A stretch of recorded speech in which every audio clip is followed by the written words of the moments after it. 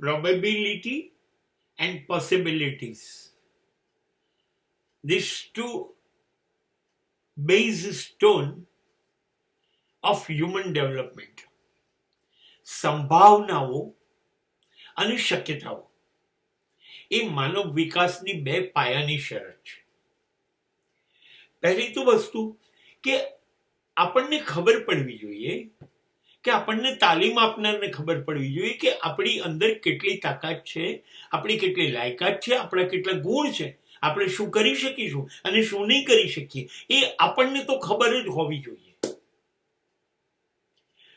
મને યાદ છે રામ સેતુની વાત જ્યારે આવે છે ત્યારે પૂછવામાં આવે છે કે આ 35 કિલોમીટરનો દરિયો કોણ કૂદી જશે આપણામાંથી, રામ કાર્ય છે.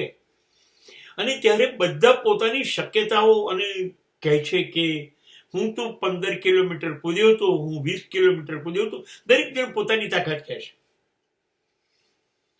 પોતાની શક્યતા જાણીને જ કૂદકો મારવો.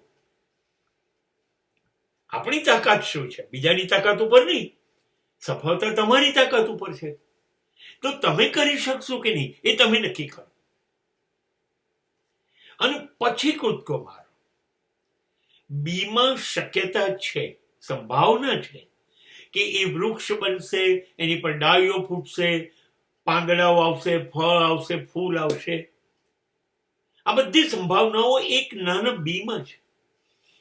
એ ઓળખી જાય માળી કે હા આ બીમાંથી આવું થઈ શકશે, આ બીમાંથી આંબો થશે, કેરીઓ આવશે, કાં તો બાવળિયું થશે, કાંટા આવશે.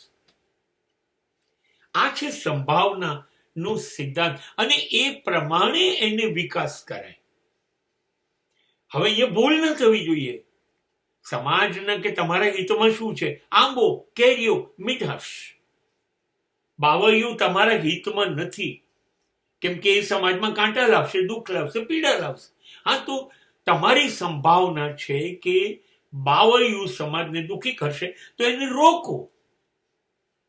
અને આંબા સમાજને મીઠાશ આપશે તો આંબાવાળિયું બનાવો.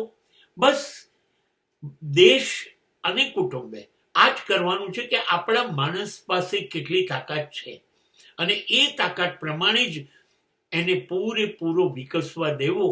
આને પ્રોબેબિલિટીઝ અને પોસિબિલિટીઝનો સિદ્ધાંત કહેવાય.